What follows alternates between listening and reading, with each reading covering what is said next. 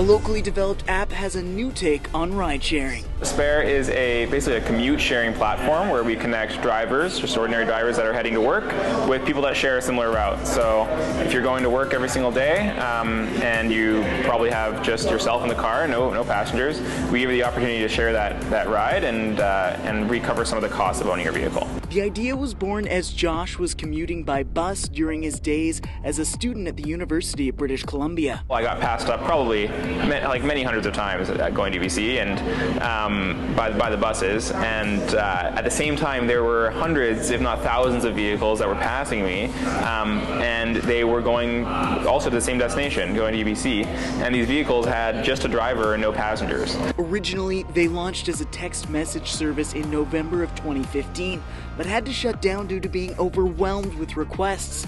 The app was developed to meet that demand. You set your schedule, say when you're going to from work, and then right away you're matchable with people that share similar routes. And we show you exactly who those people are, and we then give you the opportunity to request people into your trip. So if you're a driver, you can offer people rides.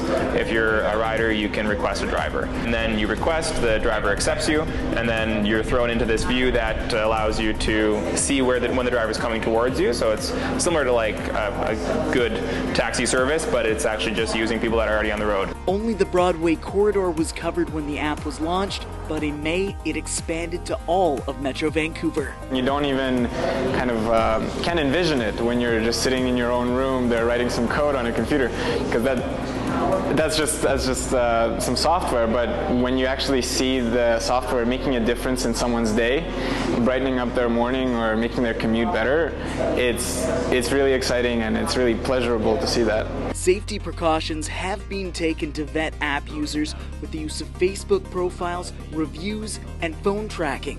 And the UBC alumni founders think they've found something quite different from taxis or Uber. They are ordinary people that are just heading to work that would be driving anyway. So we're not adding any cars to the road, and we're actually going to be reducing a lot of cars on the road. And that's the kind of main difference, and which also means that the payment that you make is going to be much smaller from that of an Uber. Here, public transportation is pretty good, but when you can think of other countries like Mexico or countries in South America, some European cities, public transportation isn't as good, and traffic is just as big of a problem, and car ownership is also a problem. So we see it moving internationally in the future as well. Growth for the app will also move towards pairing commuters up with people who have similar interests. In Vancouver, I'm Paul McClellan for Go on Shaw TV.